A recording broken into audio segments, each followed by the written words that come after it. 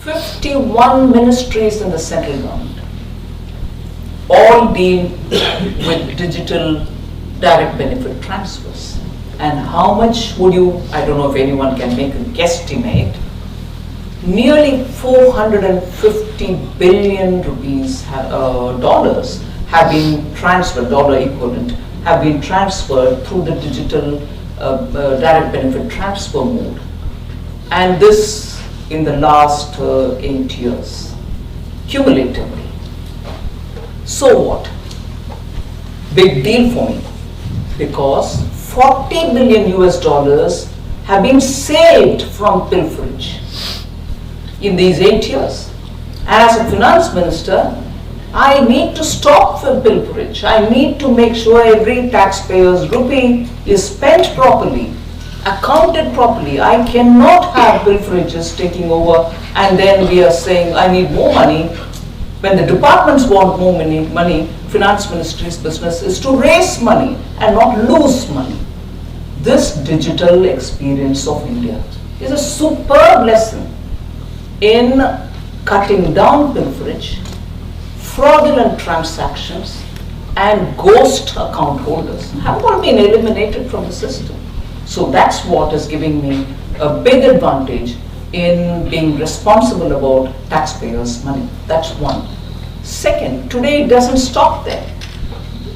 Even the transactions between the center and the state or the provinces goes through digitally. There are no manual book of entry transactions, and it goes in just in time. So after all, many of our resources are not just from what we earn, we also borrow money.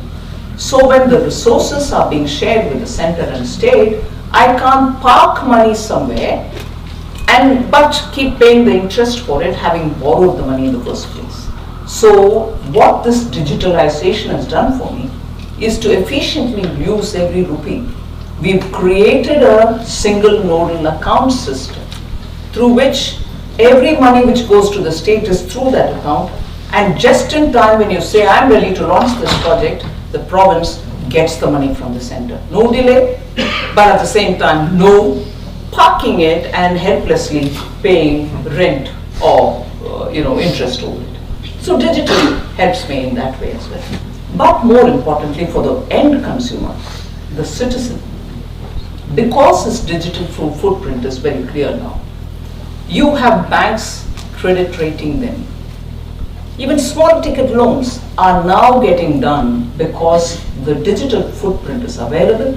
For the small transactions that he does, he still gets rated, and therefore through the account aggregator, who's a pass-through that we've created, a digital pass-through, on his explicit giving permission, his data is shared through the account aggregator to the banks, and the banks lend them money at discounted, sometimes subsidized, sometimes simple rate of interest.